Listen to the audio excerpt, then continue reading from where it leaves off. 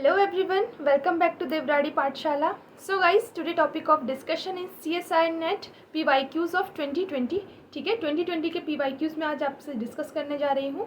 ये CSI net practice series का part 2 है। पार्ट 1 में ऑलरेडी करवा चुकी हूँ, जहाँ पर मैंने कुछ क्वेश्चंस आपको कराए हैं। ठीक है, ये आपका प्रैक्टिस सेशन है जो कि आपको मदद करेगा आपके CSI नेट की प्रिपरेशन में। ठीक है, सो गाइस ये वीडियो को अंत तक ज़रूर देखें और अपना जो है प्रैक्टिस करें, वीडियो को पॉज करें और खुद क्वेश्चन सॉल्व करने की कोशिश करें, देन मेरा एक्सप्लेनेशन देखें। ठीक है, सो ये टॉपिक बहुत ही ज़्यादा इंपॉर्टेंट है आपके CSI NET, GATE, ICMR, DBT JRF के लिए, साथ ही साथ MSc और BSc स्टूडेंट्स के लिए भी ये इंपॉर्टेंट रहेगा।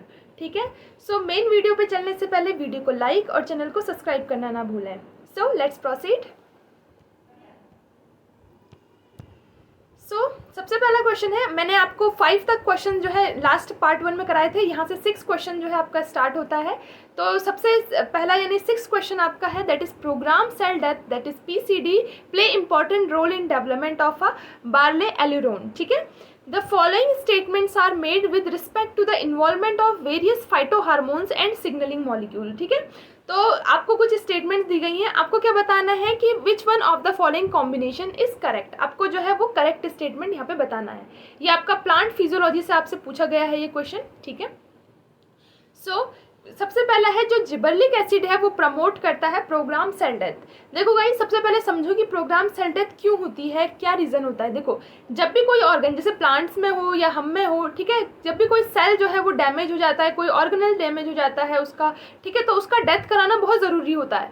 अगर हम उसकी प्रोग्रामिंग सेल डेथ नहीं करवाएंगे, चाहे वो प्लांट्स के केस में हो, तो क्या होगा, उसके जो उसमें जो कुछ हार्मफुल केमिकल्स होंगे, जो हार्मफुल जो उसमें प्रॉब्लम हो रही होगी, वो आसपास के सेल्स को भी अफेक्ट कर सकती है, जिससे कि प्लांट जो है जल्दी मुरझा सकते हैं। ठीक है, तो होता क्या है, जो आपका हार्मोन होता है दैट इज जिबर्लिक एसिड, ये प्रमोट करता है ऐसी प्रोग्रामिंग, ताकि ऐसे जो खराब जो सेल्स हैं प्लांट्स के अंदर, उनको जो है ये हटा सके, उनको रिमूव कर सके और प्लांट को एज इट इज यंग बना के रखें। ठीक है, तो इसीलिए जो जिबर्लिक एसिड होता है वो प्रमोट करता है प्रोग्रामिंग ऐसे सेल्स की जो कि प्रोग्राम सेल डेथ कराएं। ठीक है, ताकि ऐसे जो आपके जो खराब जो डिफेक्टिव सेल्स हैं उनको जो है उनका जो है वो रिमूवल हो सके। तो ये बात बिल्कुल सही है, जो जिबर्लिक एसिड है वो क्या करेगा, प्रमोट करेगा प्रोग्राम सेल डेथ। यानी जो भी हार्मोन्स आपने पढ़े होंगे बचपन में कि जो भी हार्मोन्स जो है वो क्या करते हैं, प्लांट के एक तो सेनेसेंस करवाने वाले हार्मोन होते हैं और एक जो कि सेनेसेंस नहीं करवाते हैं। ठीक है, तो जो सेनेसेंस नहीं करवाते हैं, जो प्लांट को एज इट इज यंग रखते हैं,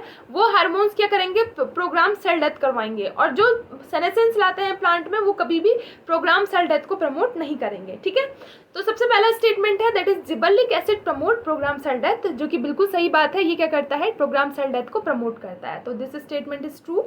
नेक्स्ट है abscisic acid promote program postpone program cell death. ठीक है, तो ये पोस्टपोन करवा देता है, यानी ये प्रमोट नहीं करवाता, इसको बोलता है चलो बाद में करेंगे प्रोग्राम सेल। ठीक है, क्योंकि आपको पता है एब्सिसिक एसिड जो है एजिंग के लिए रिस्पॉन्सिबल होता है प्लांट्स में सेनेसेंस के लिए रिस्पॉन्सिबल होता है। ठीक है, तो इसीलिए ये क्या कराता है, पोस्टपोन करवा देता है प्रोग्राम सेल डेथ को, जो कि बिल्कुल सही बात है। ठीक है, this statement is also true. A और बी आपका करेक्ट स्टेटमेंट है। ए और बी आपको सिर्फ थर्ड ऑप्शन में दिया हुआ है, तो थर्ड आपका जो है वो करेक्ट हो जाएगा। ठीक है, फिर भी हम बाकी स्टेटमेंट भी पढ़ लेते हैं। Cyclic GMP signaling postponed PCD, this statement is false. Next है nitric oxide scavenger delay program cell death, तो this statement is also false. तो आपका करेक्ट स्टेटमेंट हो गया A एंड B। ठीक है, सो करेक्ट स्टेटमेंट हो गया आपका, that is A and B, third answer जो हो गया करेक्ट हो गया। नेक्स्ट क्वेश्चन पे चलते हैं, दैट इज 7। ये आपका प्लांट फिजियोलॉजी से ये क्वेश्चन है, एनिमल फिजियोलॉजी से आपका ये क्वेश्चन है, एनिमल से। ठीक है, और ये हम एनिमल ऐसा नहीं कि ये सिर्फ एनिमल वाले पढ़ते हैं, ये आपको जो है बायोकेमिस्ट्री में से भी पूछा जाता है, बायोकेमिस्ट्री में भी हम इसको पढ़ते हैं।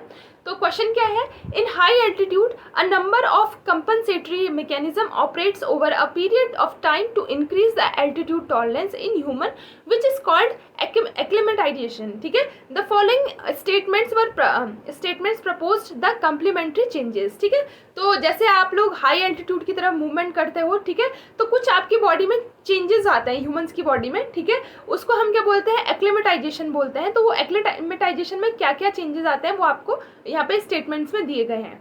आपको क्या बताना है, choose the option with the both incorrect statement.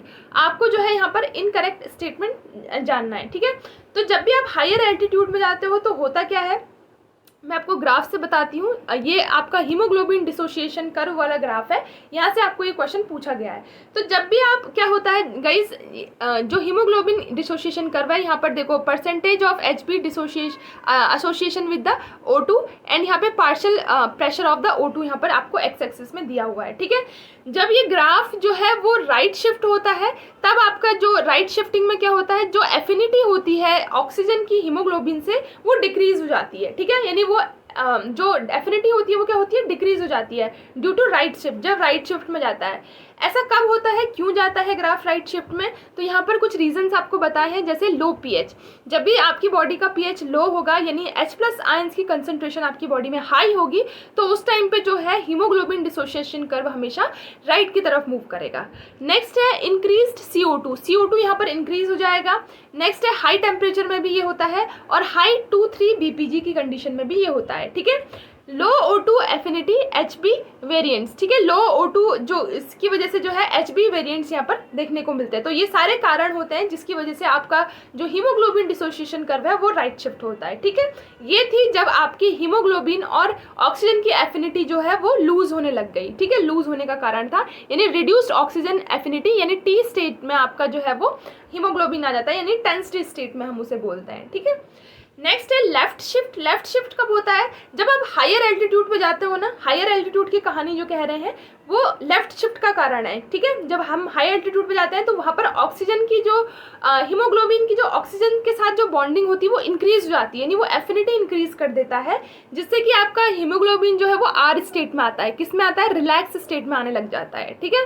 ये किस किस वजह से होता है गाइस, तो यहाँ पर जो है रिड्यूस हो जाती है ऑक्सीजन की डिलीवरी, यानी जैसे आप हाई एल्टीट्यूड में जाओगे तो आपके शरीर को जो है इजीली, मतलब आपके सेल्स को, बॉडी की सेल्स को जो है वो हीमोग्लोबिन जो है इजीली ऑक्सीजन नहीं दे पाएगा, क्योंकि देखो ऑक्सीजन, हीमोग्लोबिन का काम क्या है, लंग्स से ऑक्सीजन को उठाना और वहां से सेल्स में डिलीवर करना, यानी इसको पकड़ना भी है ऑक्सीजन और उसे छोड़ना भी उतना ही जरूरी है, वरना सेल्स को ऑक्सीजन कहाँ से मिलेगी।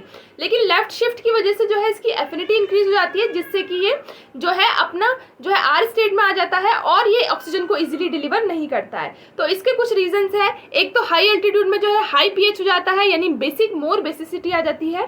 नेक्स्ट है लो टेम्परेचर होने की वजह से, हाई एल्टीट्यूड में लो टेम्परेचर होता है। नेक्स्ट है लो 2-3 BPG की वजह से ऐसा होता है। फीटल हीमोग्लोबिन में यानी HbF में भी ऐसा ही देखने को मिलता है। और यहाँ पर कुछ और भी स्टेटमेंट दिए गए हैं जो आप अपनी एंड से पढ़ सकते हो, ठीक है। तो ये सारे कारण होते हैं लेफ्ट शिफ्ट के, ठीक है। तो आपको अभी स्टेटमेंट्स में बताना है कि कौन कौन से कारण है हाई एल्टीट्यूड में एक्लेमेटाइजेशन के, ठीक है। ये आपको रीजंस यहाँ पे देना है, ठीक है। तो हम क्वेश्चन में देख लेते हैं कि क्वेश्चन में आपसे क्या पूछा गया है। तो हमको क्या करना है, इनकरेक्ट स्टेटमेंट्स को चूज करना है, ठीक है। तो ये आपको पूछा गया है कि जैसे हाई एल्टीट्यूड में जो है नंबर ऑफ कंपनसेटरी मैकेनिज्म जो है क्या क्या होता है, और हाई एल्टीट्यूड में जो है मतलब कुछ उसके अकॉर्डिंग जो है आपको स्टेटमेंट्स दी गई हैं। तो आपको इनकरेक्ट बताना है। सबसे पहला है initial increase in the ventilation of is relatively small in high altitude, ठीक है। स्मॉल होता है, जबकि हम कितना हाँफते हैं, जैसे हम हाई एल्टीट्यूड में जाते हैं तो हम काफ़ी ज़्यादा जो है हम ऑक्सीजन का कंजम्पशन करते हैं ना, बहुत ज़ोर ज़ोर से सांसें लेते हैं, है ना। तो जो हमारा वेंटिलेशन होता है वो इंक्रीज होता है, ठीक है। तो दिस स्टेटमेंट इज फॉल्स, ठीक है। फर्स्ट स्टेटमेंट आपका फॉल्स हो जाएगा। नेक्स्ट है बी है the red blood cells 2-3 DPG is increased, ठीक है। जैसे कि हम लोगों ने इस फिगर के थ्रू देखा था कि जो 2-3 BPG है वो क्या होता है, आपका लो होता है, दैट इज डिक्रीज होता है, ना कि इंक्रीज होता है जब हमारा लेफ्ट शिफ्ट होता है कर्व। लेफ्ट शिफ्ट कब होता है, जब आपका हाई एल्टीट्यूड में जब आप जाते हो, हाई एल्टीट्यूड में, ठीक है। वो राइट शिफ्ट में इंक्रीज होता है, लेफ्ट शिफ्ट में वो क्या करता है, डिक्रीज करता है। ऐसा क्यों होता होगा गाइस, क्योंकि वहाँ पर जो है पार्शियल जो प्रेशर होता है ऑक्सीजन का वो एक तो कम होता है हाई एल्टीट्यूड पे, और अगर ऑक्सीजन का पार्शियल प्रेशर कम है तो ऑब्वियस सी बात है CO2 का भी कम होगा। CO2 का कम होता है जिससे कि 2-3 BPG जो है वो डिक्रीज आपको देखने को मिलता है। तो यहाँ पर इंक्रीज लिखा है, इसलिए ये स्टेटमेंट जो है वो फॉल्स हो जाएगा। तो आपको बहुत करेक्ट स्टेटमेंट बतानी है। ए और बी अगर आपको किसी स्टेटमेंट में दिख जाता है तो ए और बी आपका जो है वो इनकरेक्ट हो जाएगा, दैट इज फर्स्ट ऑप्शन, ठीक है। नेक्स्ट है third, the blood pH become more alkaline. जैसे कि हमने देखा कि लेफ्ट शिफ्ट में जो है वो ब्लड का पीएच मोर एल्कलाइन हो जाता है, बिल्कुल सही बात है। नेक्स्ट है the dissociation curve is shifted to the left, ठीक है। तो डिसोसिएशन कर्व कहाँ को शिफ्ट हो जाता है, लेफ्ट की तरफ शिफ्ट होता है, ये भी ट्रू है। नेक्स्ट है the pH of the cerebrospinal fluid is further increase, ठीक है। तो दिस स्टेटमेंट इज फॉल्स, क्योंकि सेरिब्रोस्पाइनल फ्लूइड का पीएच क्यों इंक्रीज होगा, ठीक है, ऐसा नहीं होता है, सेरिब्रोस्पाइनल का फ्लूइड हमारा पीएच इंक्रीज नहीं होता है, ठीक है। सो ये स्टेटमेंट आपका फॉल्स है, बट आपको 2 स्टेटमेंट इनकरेक्ट बतानी थी, तो आपका ए और बी जो है वो यहाँ पर इनकरेक्ट हो जाएगा। क्लियर है सभी को, ठीक है। तो आपका जो है राइट आंसर जो हो जाएगा वो क्या हो जाएगा, दैट इज ओके। यहाँ पर जो है गलती से गलत लिखा हुआ है, यहाँ पर जो है आपका आंसर जो है वो आपका 1 हो जाएगा, ठीक है, आंसर जो है आपका 1 हो जाएगा। नेक्स्ट क्वेश्चन पे मूव करते हैं। नेक्स्ट क्वेश्चन है, यहाँ पे कुछ क्वेश्चन, ये आपका बायोकेमिस्ट्री से है, दैट इज यूनिट नंबर 1 से है, ठीक है, बेसिक बायोकेमिस्ट्री से है। The following statements were made to describe the role of Gibbs free energy. आपको गिब्स फ्री एनर्जी के बारे में कुछ स्टेटमेंट दी गई है, आपको बताना है which one of the following represent all correct statement, यानी आपको करेक्ट स्टेटमेंट यहाँ पे बतानी है। सबसे पहला स्टेटमेंट है reaction can take place spontaneously if delta G is negative, ठीक है, ये हम काफ़ी पहले से यानी 11th-12th क्लास से पढ़ते आ रहे हैं कि जब हमारा डेल्टा जी जो है वो नेगेटिव होता है जिस भी रिएक्शन के लिए, तो वो रिएक्शन हमेशा क्या होती है, स्पॉन्टेनियस होती है, ठीक है। ये बात, ये कंसेप्ट आई थिंक सभी स्टूडेंट के दिमाग में क्लियर होगा, तो this statement is totally true. Next है, हम आपको क्या बताना है, ऑल करेक्ट स्टेटमेंट बताना है, तो ए आपका ट्रू है और ए आपका सिर्फ थर्ड और फर्स्ट स्टेटमेंट में है, ठीक है। नेक्स्ट है बी वाला है, the reaction can take place spontaneously if delta G is positive. अगर डेल्टा जी पॉजिटिव है तो रिएक्शन कभी भी स्पॉन्टेनियसली जो है वो टेक प्लेस नहीं हो सकती, तो this statement is false. Next है सी वाला है, delta G provide no information about the rate of reaction. देखो, रेट ऑफ रिएक्शन के बारे में जो है डेल्टा जी कभी भी कोई इन्फॉर्मेशन नहीं देता है। रेट ऑफ रिएक्शन हमें कौन बताता है, दैट इज वी मैक्स। हम लोग एंजाइम काइनेटिक्स में पढ़ते हैं रेट ऑफ रिएक्शन, जहाँ पे हमें वी मैक्स जो है वो बताता है कि that is rate of reaction के बारे में वी मैक्स बताता है, ना कि delta G. So this statement is true, तो सी स्टेटमेंट ट्रू होते ही आपका ए और सी जो है वो राइट आंसर हो जाएगा। नेक्स्ट है delta G estimate provide the rate of reaction. नहीं, delta G rate of reaction के बारे में कुछ नहीं बताता है, इसलिए ये स्टेटमेंट जो है आपका फॉल्स हो जाएगा, ठीक है। तो हमें करेक्ट स्टेटमेंट बतानी थी, तो हमारा जो है वो आंसर जो है हो गया वो आंसर 1 आ गया, ठीक है। नेक्स्ट क्वेश्चन पे चलते हैं। नेक्स्ट है given below a few statement related to DNA replication. आपको डीएनए रेप्लिकेशन के बारे में कुछ स्टेटमेंट्स दी गई हैं। सबसे पहला है replication in eukaryotic chromosomes from the origin is initiated multiple times in each cell cycle while it is initiated only once in each cell cycle or at the origin of the bacterial chromosome, ठीक है। देखो guys, ये concept आपके दिमाग में clear होना चाहिए एकदम कि जब भी सेल साइकिल प्रोसीड करती है, चाहे वो हम में हो, देखो यूकैरियोट्स में आपको पता है more than thousands of ori present होता है, और जबकि प्रोकैरियोट्स में जो है आपको सिर्फ सिंगल ओराई मिलता है, ठीक है। तो जब भी हमारा सेल साइकिल प्रोसीड करता है, भले ही 1000 जो है वो ओराई से जो है आपका जो है इनिशिएशन स्टार्ट होगा, कोई दिक्कत नहीं है, लेकिन जिस एक ओराई से अगर इनिशिएशन स्टार्ट हो गया उससे दोबारा कभी इनिशिएशन नहीं होता है, ठीक है। ये हम कहानी पढ़ते हैं सेल साइकिल में, जैसे कि जीवन फेज में आपको जो है लोडिंग कर दी जाती है, हर जहाँ से भी इनिशिएट करना होता है रेप्लिकेशन, हर ओराई में जो है वो जो है लोडिंग कर दी जाती है हेलिकेज की, और उनको एक्टिवेशन कब किया जाता है, एस फेज में किया जाता है, ठीक है। और एस फेज में कोई लोडिंग नहीं होती है, इसलिए जिस ओराई से एक बार जो है आपका स्टार्ट हो गया रेप्लिकेशन, उससे दोबारा नहीं होता है रेप्लिकेशन, ठीक है। तो एक ओराई से एक ही बार रेप्लिकेशन होगा इन वन सेल साइकिल, ठीक है, चाहे वो यूकैरियोट हो चाहे वो प्रोकैरियोट हो, ठीक है। लेकिन हो सकता है कि लेकिन प्रोकैरियोट्स का जीनोम बहुत बड़ा होता है, इसलिए बहुत सारे ओराई होता है, लेकिन सारे ओराई से जो है एक ही बार जो है वो इनिशिएशन होगा। यहाँ पर क्या बोला गया है, मल्टीपल टाइम इनिशिएशन होगा, जो कि बिल्कुल ही रॉन्ग है, ठीक है। मल्टीपल टाइम कभी नहीं होता है, एक ओराई से हमेशा एक ही बार इनिशिएशन होता है, चाहे वो यूकैरियोट्स हो चाहे वो प्रोकैरियोट्स हो। तो this statement is false. First statement अगर किसी ने जान लिया फॉल्स है, तो फर्स्ट यहाँ पर आपको क्या बताना है, इनकरेक्ट स्टेटमेंट बताना है। तो यहाँ पर इनकरेक्ट एक तो 1 में है ए और एक 3 में भी है, ठीक है। तो हमें और भी स्टेटमेंट पढ़ने पड़ेंगे। improper reinitiation replication in bacteria chromosome is prevented by hemimethylation status in the bacterial origin। जैसे कि बैक्टीरिया में क्या करता है, मिथाइलेशन को ऐड कर देते हैं, ठीक है। मिथाइलेशन होता है पुराने डीएनए स्ट्रैंड में, और नए स्ट्रैंड में मिथाइलेशन नहीं होता है, मिथाइलेशन करने में टाइम लगता है, तो दैट इज हेमीमिथाइलेशन कंडीशन। एक स्ट्रैंड में मिथाइल ग्रुप है, एक स्ट्रैंड में नहीं है, तो इससे क्या होता है, जो है वापस से उसी ओराई से जो है एकदम से तो इनिशिएशन नहीं हो पाता है जब तक कि टोटली मिथाइलेशन नहीं हो जाते हैं दोनों स्ट्रैंड में, ठीक है। तो दिस इज ऑल्सो ट्रू।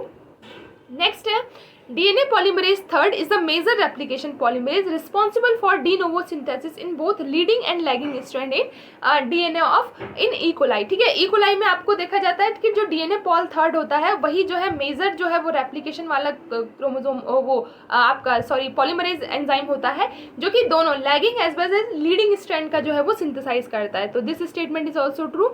और यूकैरियोट्स में जो है डिफरेंट होता है, लैगिंग के लिए जो है डेल्टा होता है पॉलीमरेज डेल्टा, और लीडिंग स्ट्रैंड के लिए कौन सा होता है, एप्सिलॉन होता है। ये क्वेश्चन भी आपसे काफ़ी बार पूछा जाता है तो इसको भी आपको ध्यान रखना है। यूकैरियोट्स में लैगिंग लीडिंग के लिए डिफरेंट जो है पॉलीमरेज होते हैं। नेक्स्ट है rolling circle mode of replication produce multiple units of the origin molecule. ठीक है, so rolling circle mode of replication जो है वो क्या करता है, multiple units of origin of molecules produce करता है। तो this statement is also true. तो आपका जो है इनकरेक्ट स्टेटमेंट आपको बताना था, इनकरेक्ट आपका क्या हो गया, सिर्फ ए ओनली। ठीक है, तो ये बात ध्यान रखना, ये कंसेप्ट पे बार बार क्वेश्चन आते हैं आपके CSI नेट में। ठीक है, सो आपका करेक्ट आंसर हो गया, दैट इज आंसर 1 यानी A only.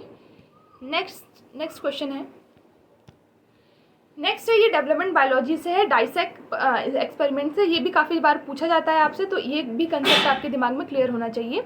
डाइसेक perform the pressure plate experiment to alter the distribution of the nuclei in 8 celled sea archin embryo. He obtained the normal larva from these embryo. The following possible conclusion he drawn. ठीक है, तो उसने कुछ conclusion यहाँ पे drawn किए थे।